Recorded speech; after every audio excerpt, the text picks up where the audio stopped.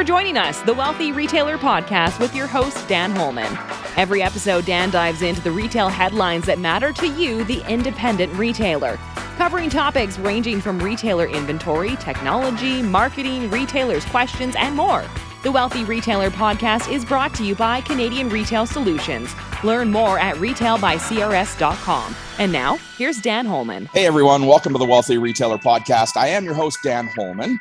And today we are, what I'm going to say, fortunate to have a retail expert with us that I will introduce from Merchant Mastery, Ivana Radojevic.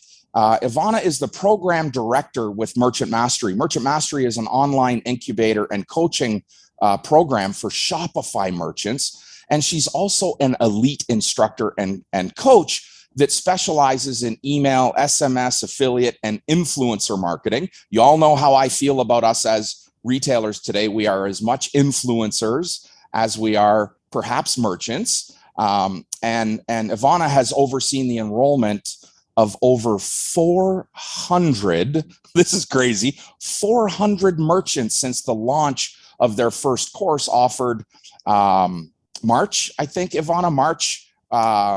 It was June 2020. June 2020. So, a few months in. She also manages all aspects of a brand for Social Light, which is the sister agency to Merchant Mastery. So Ivana, welcome to the podcast. So thankful that you're here. Thank you for having me. That was probably one of the best intros I've ever had. Geez, I was shooting from the hip. I could do a better job if I tried. That's awesome. Well, I think the credit is placed where it's due. You guys have had some remarkable success. And for those that don't know, you're based here in Edmonton, Alberta. Is that correct?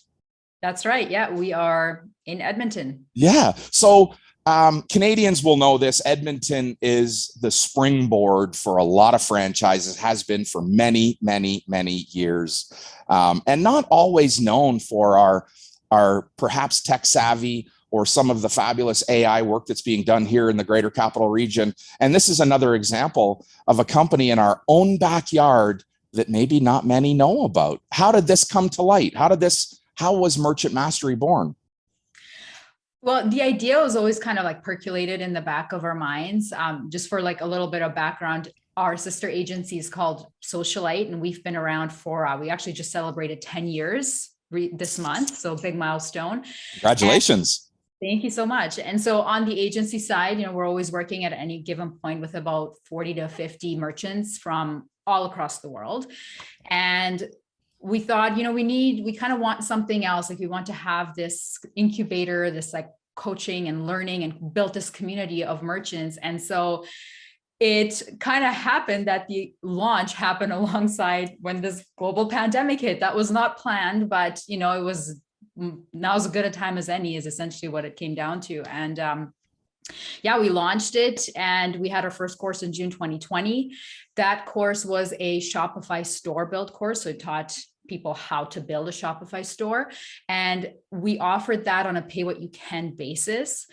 That was sort of our way of, with everything that was going on, what we were hearing is a lot of merchants that only had a brick and mortar presence were in a lot of hot water. Like they were closing their doors, they had no alternative sales channel. So a lot of them were trying to get online, and they were trying to do so fast. So this was essentially the first course that we offered. And it was our way of trying to help get as many people online as quickly as possible. And they could pay, $5 or they could pay $100 to take whatever they were able to do. Well, and it kind of took off from there. We had our first Black Friday, Cyber Monday courses last year, and that's kind of how the ball started rolling. And then we launched Merchant Mastery Elite this year, which is our kind of big 8-week course and coaching program. And that's where we're at now. We're in the middle of launching our new, we just did a Black Friday, Cyber Monday workshop as well. So our second iteration. All right. Well, I'd like to talk a little bit about Black Friday, Cyber Monday for sure. But I want to go back to something that I think, for me has a bit of admiration in it, pay what you can. Last year, it really was for me about putting my hand up, not out. Retail fell into a pretty dark place quickly. And retailers that were scrambling didn't necessarily have the resource, nor did they see the light at the end of the tunnel to be able to deliver that. So kudos on the pay what you can. I love that. Thank you for doing that for retail.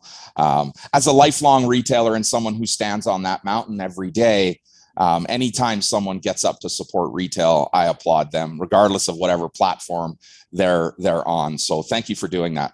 Okay, let's talk a little bit about what you see this year, perhaps for Black Friday. Is Black Friday going to be, in your eyes, similar to years past, or will this be a different kind of Black Friday? Everything that I'm seeing right now seems to indicate that it's going to be even bigger. So last year was bigger than the year before because, of course, a lot of places were, closed. A lot of stores, people were shopping online. So e-commerce saw a huge boost. And everything I'm seeing for this year is people are predicting that it's going to be even bigger than it was last year. The kind of main thing that I hear a lot from the merchants that I work with right now, their biggest concern is around shipping, because last year shipping was a bit of a disaster. You couldn't really promise anything. Like you couldn't say and guarantee that something was going to arrive in your standard shipping window because everything was going sideways. This year, there is some rumors and rumblings that it might be a similar situation. So my recommendation to merchants has been to actually have, plan for shipping delays and send out those like shipping deadline emails, notifications earlier than you normally would because of that. And then the other thing is also supply. So supply chains, as we know, were also affected, and merchants are still seeing the fallout from that. Like they're still, having issues stocking and supplying and things like that. So I think that is also on a lot of merchants' minds for this season as well. So I would say shipping and supply is kind of the two right. big ones. And then of course, with, the iOS privacy stuff going on, ads are kind of wacky right now. We're not really seeing attribution that's necessarily correct. Emails, open rates aren't reliable anymore. And, even like tracking geographic data and stuff like that, not very reliable anymore. So I'm actually curious to see how it goes. I think it's still going to be great, but I think we're going to see some interesting trends. And we're certainly hearing already from Canada Post saying, for our large scale shippers, those that are sending out hundreds and thousands of packages a week, they're already being forewarned that there are going to be delays this year. Everyone is pointing to this probably being the best holiday season in a decade or better. And so piggybacking off of this being perhaps one of the best holiday periods, what do you think is going to drive revenue forward? Is it discount or is it supply? I think what we see perform the best just from years past, and what I think will probably do the best this year too, is just some sort of like a site-wide discount is what seems to do best. I know that, some folks do like tiered discounts and stuff like that, or they try to get very complicated with it, where it's like, buy this, get this, buy this, get that, buy 2 of these, get 3 of this. Like it gets very complicated, not just for the merchant, and then trying to figure out how this is all going to work on their logistics end, but then also for consumers, if they can't figure out what your discount is, right, that they're not going to buy. So usually we see just like kind of site-wide discounts perform best. I think, on the supply side, like some of the merchants that I've talked to, they've already stocked up in anticipation of Black Friday. So they, maybe ordered more supply to be able to accommodate that. Again, we'll kind of have to wait it out and see how things actually go. But in terms of actual sales, I am still, obviously I'm biased towards email and SMS, but I am still a big believer that will be one of the biggest, if not the biggest revenue driver for merchants, just because we've seen it do that year over year. Mm-hmm. And I think SMS is going to be a big player this year. So I'm curious to see how that plays out, because we're incorporating a lot more of that. And then ads, we'll see how things pan out. We already know that competition is going to be fierce. It's probably, it usually is more expensive to bid on ads and things like that during that time. So I'm curious to see how that pans out, but that's. And are you seeing, so, I mean, we saw in October, the largest social platform crash. It's conceivable to think that can happen again. And for online merchants that rely heavily on social, Are you offering guidance that says, let's not put all of our eggs in the Facebook basket, that there are other opportunities, whether that's, TikTok or some other platform? Are you steering sort of a, let's diversify where we're spending some ad dollars? Yes, absolutely. That is something that I always say is diversify your platforms. Don't just rely on Facebook. Like Facebook is great. I mean, there's billions of users on Facebook. I think as a business, if you're not on Facebook and you're not advertising on Facebook, it's a huge missed opportunity. I do think businesses should be on Facebook, but not only on Facebook for that exact reason. Right. Things shut down. Facebook goes down, Instagram goes down. All of a sudden you're left with like Twitter, and a lot of people aren't on Twitter anymore unless you're like a reporter or or politician. Yeah. Or a politician. Exactly. So yeah, I think diversification, absolutely. Like we've seen some success with Snapchat, for example. Yes. Snapchat, I think the common misconception is that it's only young people on there, but, and to a large extent it is, but we've seen some great success with selling things like RV parts on Snapchat, which you wouldn't necessarily think is the place to advertise RV parts, because what 18-year-old goes RVing? Right. But we were seeing a lot of success on Snapchat, on Pinterest, same thing. Like we're seeing some great things on Pinterest. YouTube ads is one of those things too, where I think that's a big missed opportunity for people if they're not on YouTube ads. And then of course, Google comes along with it. And do you still see Google as the king of, it is harder to measure today on our social platforms. There's two things I want to ask about. So let me throw Google at, and then I'm going to go back to Facebook and Instagram.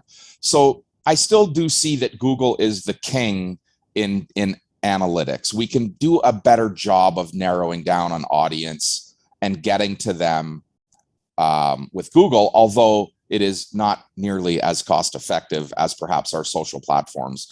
Do you see Google reinforcing their position in getting in front of your audience, strengthening their position and getting in front of your audience? Yeah, I think Google is one of those things where it scares a lot of merchants, I find, because they don't understand it. They'll get into back end of Google AdWords and it's a terrifying experience, but it can be Facebook too, right? If it's your first time looking at it. But the nice thing about Google is, when somebody goes and searches for something, it's pretty high intent. Like they're looking for something specific versus in social media on something like Facebook or Instagram, you're just kind of scrolling. And then it's like, oh, like maybe I do want to, maybe I do feel like a cup of coffee or whatever, Bacardi, whatever. But on Google, it's more like, how do I make a Mai Tai or something like that? And then, you're going to need certain ingredients for that. So it is more high intent. And some of the stuff you can do with Google, like, I don't even know the full extent of it because there's so much, but they can even do things like with YouTube ads and stuff like that, where Google's obviously everywhere. I mean, I hate to tell people, but it's everywhere. It knows a lot of stuff. So it can even, like, based off of the websites you look at or the types of emails you get or like the appointments you book and things like that, it can get a more accurate picture of your level of education, of your income level, of all these different things that just based off of all the information you have, like the receipts you have, if you get a receipt emailed to you from something you bought, just all these things that Google has all this information, so it can get you or send you like very, very targeted ads. Whereas on Facebook, for example, you can kind of target, like if you're trying to target a higher socioeconomic group, you can kind of do that, but based off of something like a postal code. Right. Whereas on Google, you can get a lot more granular. So there is a massive opportunity in Google. And are people taking advantage of Google, or are merchants still in their infancy in advertising? We've gone through this transition. It used to be I put an ad in the paper, I put an ad on the radio, I put it out there to 60,000 when I really only wanted to speak to 60 people. And I do think that it is still a bit scary for most of us.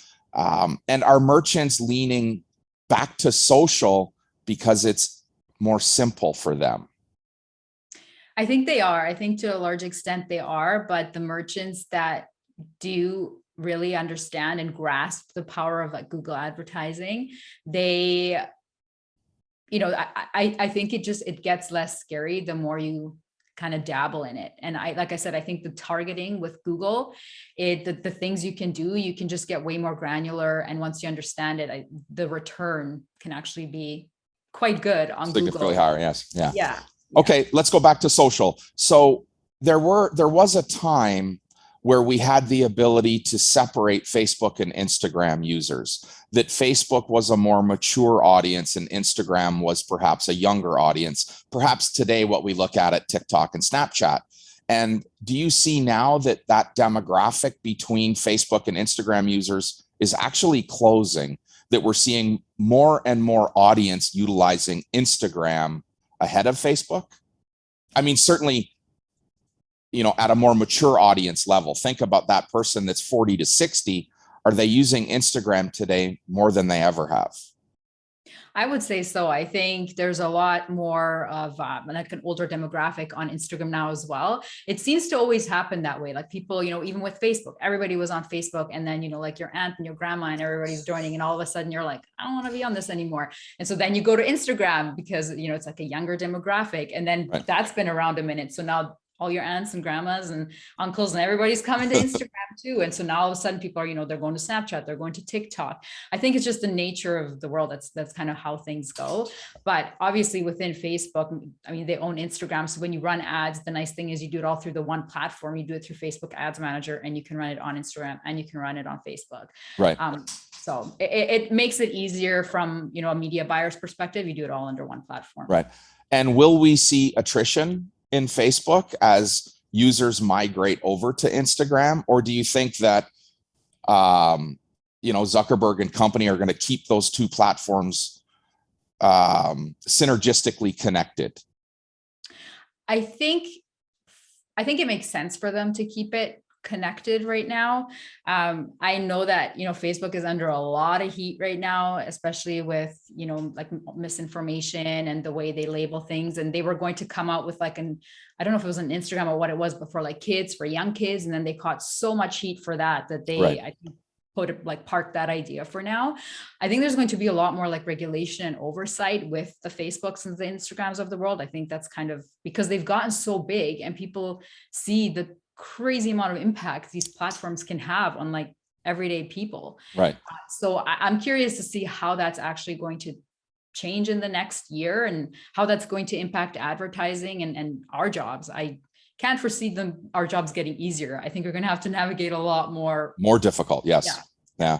And so on the social side of your life, are you seeing retailers and merchants looking for more and more opportunity to utilize social? And at that same sort of vein, are you steering them towards a more tactful program that Google may in fact deploy? Yeah, I think that the thing that the mistake that some merchants make is when they come out of the gate, they want to be on everything. And the fact is it's hard to do every single platform really well. Obviously right now, Reels are massive. And we see a lot of great engagement with Reels, but they take time to make, these content creators that are creating these Reels and all this content, they don't create that in a minute. It takes a lot of work. And so I think, especially if it's somebody who has limited resources, I would pick, maybe 2 or 3 platforms that, you can do well and focus on those. So it might be just Facebook and Instagram and Google ads. Right. Maybe you're not on TikTok and Snapchat and Pinterest and running all these other different ads, and you're running influencer campaigns and you're doing all these different things. You have to make sure that you actually have the capacity to do it. So I would say, if you have a big team, these big brands, of course, they're everywhere. They have, 500 people working for them. They have the capacity to do that. But a lot of the merchants that I work with don't have that. Many of them are either a team of one and they're doing this by themselves, or they have a really small team, maybe 2 or 3 people. Right. So, and are your merchants primarily online, or are you seeing some brick and mortar retailers that have transitioned to add online as a component or as an additional selling channel? The majority of ours are online only, but I would say maybe, I don't know, about 25% or so also have a brick and mortar location. So they started with brick and mortar and then they also went online. I think it's great if you can have both. It's just if one for whatever reason you can't operate on, well, you have a fallback plan. It's more like a plan B, which is, I think, good to have. Right. This podcast is brought to you by Canadian Retail Solutions. We've been empowering retailers across North America for 30 years with the latest in point-of-sale technology, best-in-class support, merchandise intelligence with open-to-buy planning, and much more. CRS has the retail solution to help take your retail business to the next level of success. Visit retailbycrs.com to learn more. Remember, Canadian Retail Solutions exists to help make you, the independent retailer, better. Okay. And so here we are sort of charging towards the end of 21. What's your outlook for retail in 2022 as it relates to, the continued growth of the online presence as Shopify and Lightspeed battle for supremacy in our world? What's the outlook for 2022? I think people have got a lot more comfortable with buying online. I think, even we're in 2021 right now, and there's still way more people that can shop online. I think there's still some people that are distrusting of it or don't understand how to use it, or, prefer to shop in an actual store because they want to try things on and all this different stuff. But I think with the way technology is going, there's been, a lot of movement towards virtual, change rooms and stuff where you can actually try things on virtually to see how they fit. And there's lots of companies working on apps and technology to make that as user-friendly as possible. So I just think it's going to keep growing and growing. And I'm not saying that we're not going to have any brick and mortar stores in the future. I think there's still a place for them for sure. But I think e-commerce is going to be the primary way that we shop, the primary way that we buy things. We're already doing with groceries now too. So many people now during the pandemic switched over to grocery delivery, or just grocery pickup. I don't know that a lot of them will go back to going up and down, 30 aisles to buy groceries. So yeah, it all seems to be trending definitely towards more and more of that online route. And do you think then that we're going to see attrition at this? We're talking about independent merchants, not these corporate entities, but the independent merchant. Are we going to see significant attrition in the brick and mortar space as the consumer transitions? Or is there a possibility that the consumer will stand up and say, no, I need this level of interaction, and I prefer to shop in store, that it in some cases may even be more convenient in store than online? Yeah, I think, obviously that remains to be seen. I can't see a scenario in which, people would just balk at the idea of online or be against it or really not want to use it, because there is times when it's very convenient. Yes. And I think this, last year, more than ever, has shown us that we need to be able to operate in an online world. Look at how quickly everyone changed to work from home and everybody's on Zoom now, where it all happened very, very quickly. And I think that's the thing with technology. It moves very quickly. But I think brick and mortar stores, there's definitely a place for them. I don't think malls are going to go anywhere anytime soon. People still want to go to the mall and hang out and have that actual face-to-face interaction. Mm-hmm. It's really more so having a holistic experience, or having the option to also shop online if you cannot make it to the store, and vice versa. Right. And so there is this thought out there. One of our guests, perhaps weeks ago, Stephen Brooks, the pop-up expert, had has been coining this: local is the new global. And online is very much a global space, not a local space. But I believe that we're of the same opinion that, online can still be local. I don't necessarily have to have that small merchant, not small to medium-sized merchant in my city to be able to support local. Local for me is about supporting community and neighbor. And I believe that our online merchants have that ability to immerse themselves in their local economy and their local communities and still garner that support. There will always be this fear that I'm supporting something much bigger. And that was really created by, the Bezoses of the world, where we're supporting, billionaires instead of, hundredaires, which local merchants really are hundredaires. We're not certainly in this to get rich. And so my question really is, how do you emphasize with your audience that they have to remain relevant in their community to garner that support from the community? So I actually think that what we're seeing now, and I only see this growing, is that these small and like local business owners that are online, I think they're just going to grow more in the sense of like more people are going to find out about them. They're not going to be like the next Adidas or the next Nike or the next Amazon, nor do they want to be. But there is this like local movement on a global scale. Like people want to know who they're buying from. One of the biggest things that we tell our merchants when, you know, they're creating like their site and their emails and all this stuff is put a video on there of yourself. Like people want to know who they're buying from. Right. And that goes a long way. Even like a simple thank you from the founder email, you know, thanking all of your customers after all like the Black Friday, Cyber Monday craziness, taking the time to send them an email and just say, hey, thank you for supporting our small business. It means the world to us. That goes a long, long way. And that keeps customers coming back. So I don't think there's anything wrong with like taking the local approach on a global scale, because more people will find out about you. And yes, more people are going to like buy from you, but you're still like your values and who you are as a business still stays the same.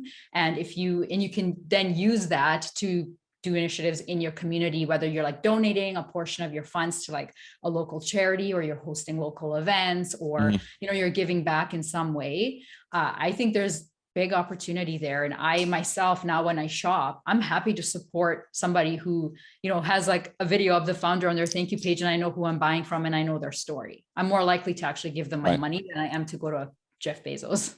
Right.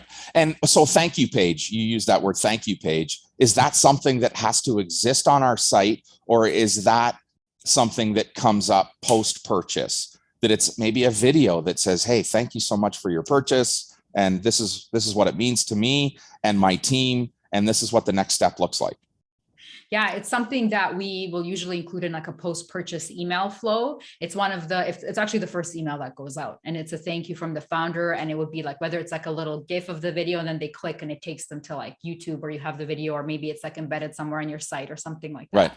Yeah. Right. But on like an about page, even there, I would have a video of the founder, like who you are, why you started the business, what do you believe in, what makes you different, like all of these things. You think people don't watch that, but they do.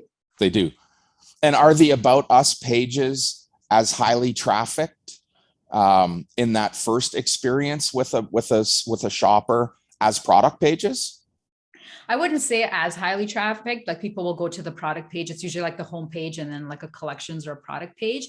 But what I do, for example, is in like a welcome email flow, I will have a link to an About Us page. Like one of my emails will be dedicated just like who we are and what we do. And if you want to learn more, click here. And then it takes them to the About page and it's the video. That's kind of how you drive traffic there. But most people aren't going to land on your page and go straight to that About Us. Find out who you are. Right. Yeah, exactly. It's not important. It's for them. It's still they're shopping for an item. Yeah. Yeah. And so are there other tactics that we should be using to allow us to start to build more total solutions online instead of the item? You know, if I'm looking to buy a shirt, is a shirt really the only thing I need?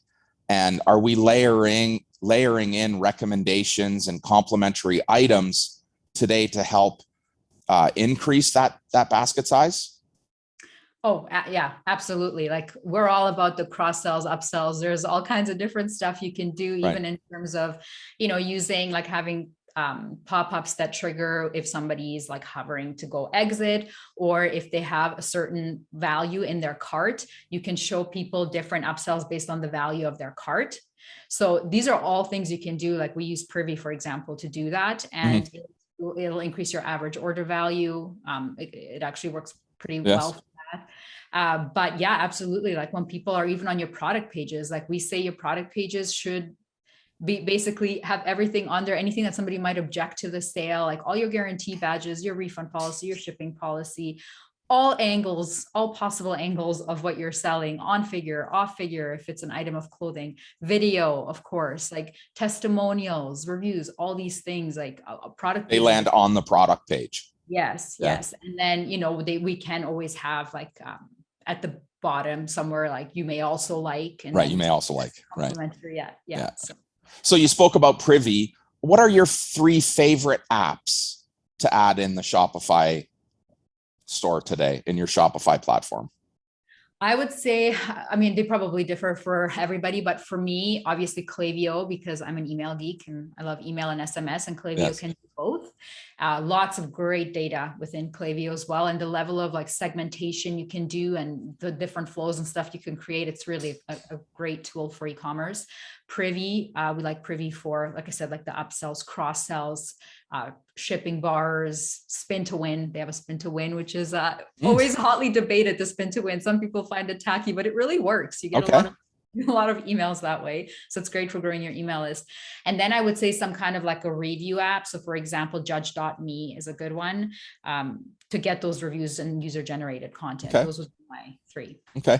And so there is still this pushback a little bit. I mean, this is going to be a bit of an objection that we hear.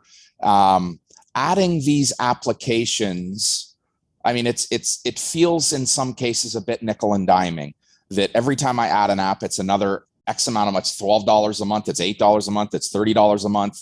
You know, where do we draw the line at investing in the app, or how do we better measure, you know, that return on investment in these applications? Yeah, so all of them are going to show you exactly how much revenue you generate from them. Like in Klaviyo, you can see exactly how much revenue every email generates, every flow. With Privy, you can see how much revenue all of your pop-ups and flyouts, whatever you're using, generates.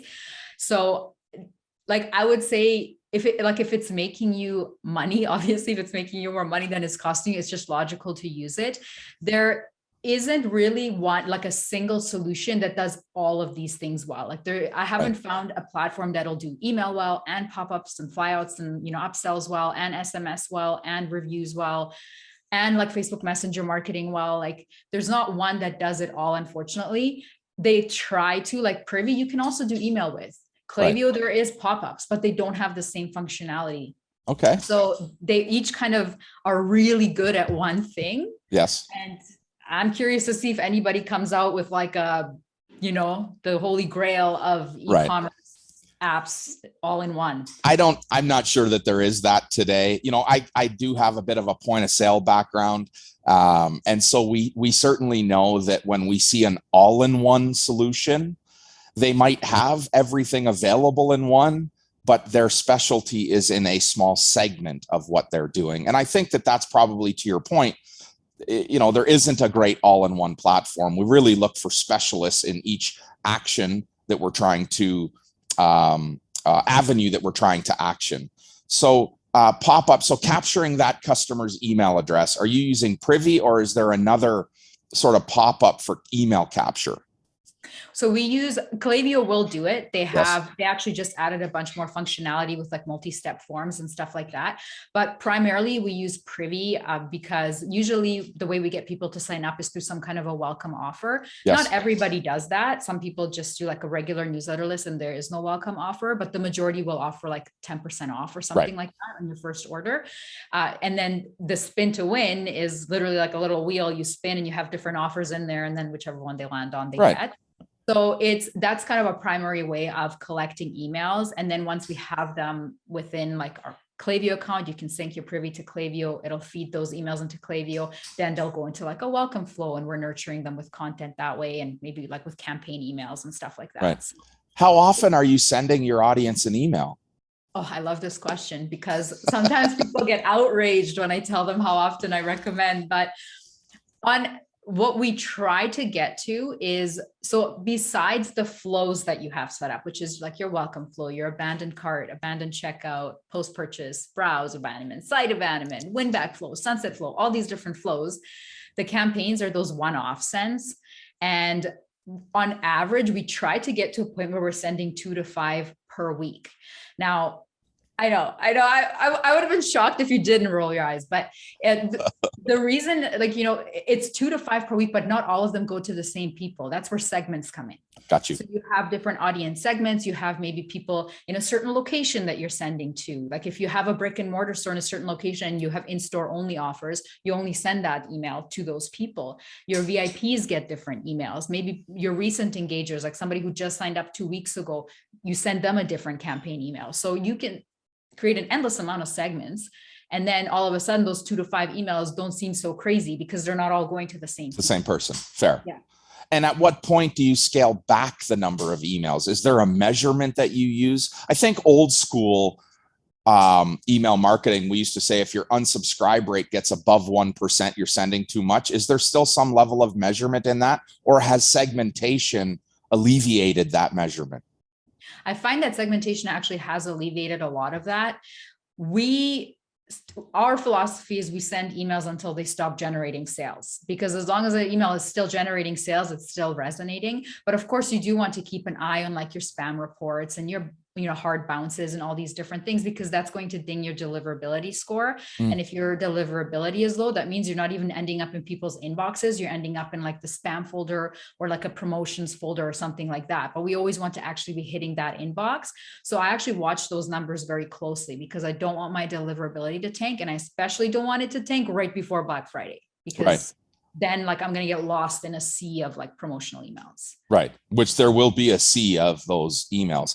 And so how do I manage those hard bounces, and where does a hard bounce come from?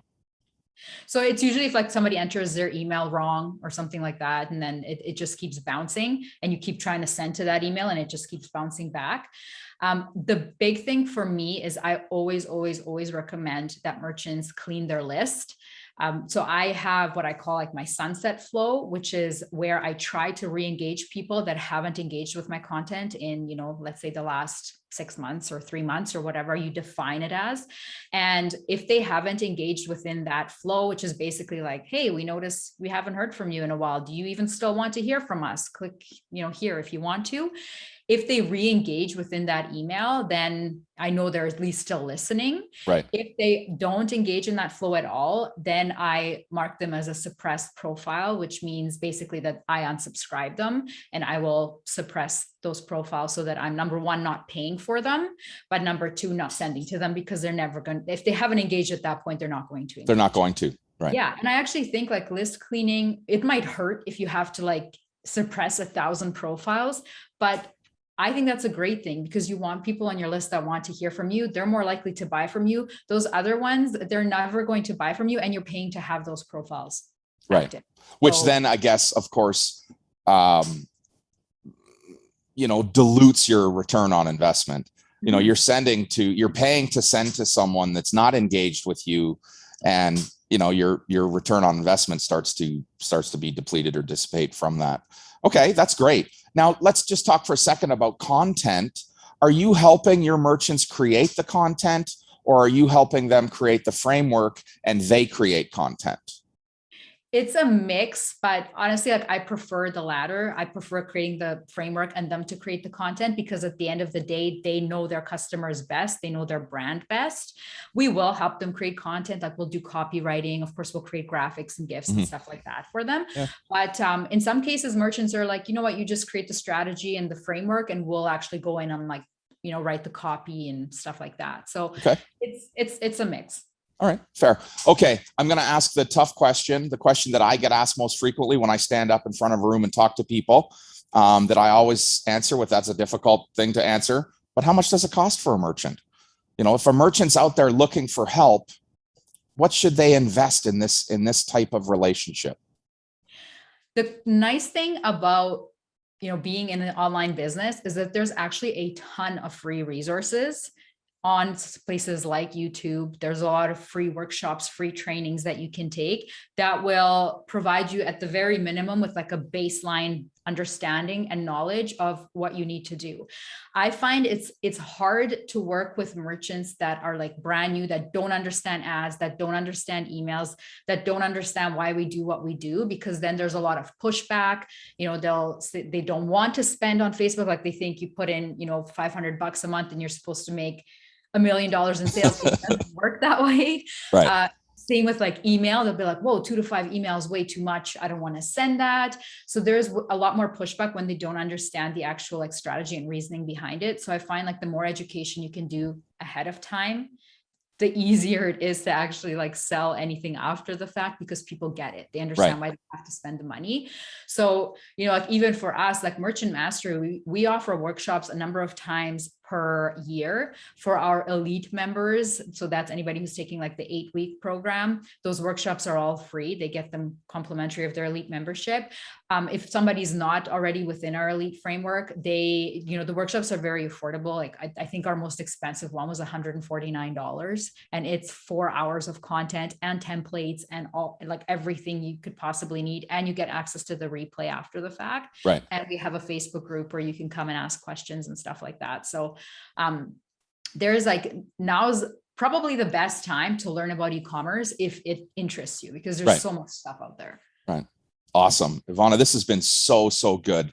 Let us know how we find you and Merchant Mastery and how we can sort of chase you down and follow and listen to the messages that you're throwing out there. Yeah, so our website is merchantmastery.io. So all of our courses, workshops, everything is on there. Of course, we're on the Instagram and Facebook. You can find us if you search Merchant Mastery. We have a Facebook group with about 2,000 people in it. It's a really great resource. We post lots of free, like absolutely free information in there and trainings and stuff like that. We have a YouTube channel as well, where we do have a free 5-part training on Facebook, Google, Pinterest, and Snapchat ads. So if you're interested in that, it's completely free. It's on our YouTube channel. And if anybody wants to connect with me, of course, LinkedIn, I'm on LinkedIn under Ivana Radojevic. Search me. There's not too many of us. Or on Instagram, of course, I welcome anybody to follow me on Instagram. Just at iv.ra on Instagram. So I hope to connect with some of your listeners. Yeah. Thank you so much for doing this. Very much appreciate it. Listeners, this is a great opportunity for you to go and access something that helps you elevate your game, that one next step up. As Ivana pointed out, there's a ton of free information. And of course, I'm going to say to you again, nothing is ever free. You've got to make an investment of your time and a commitment to listen and learn, to develop a little bit, to get yourself to that next level. We will share this podcast along with some of the great information Ivana shared with us in our weekly newsletter. If you're not a member of that or a subscriber of that, I think Ivana's a big fan of newsletters. If I'm hearing that correctly, get over to retailbycrs.com or thewealthyretailer.com and subscribe and catch that weekly newsletter to pull out some of these great nuggets. Ivana, thank you so much for joining us today. Very much appreciate it. Thank you, Dan. I had a great time. Thank you. Happy retailing.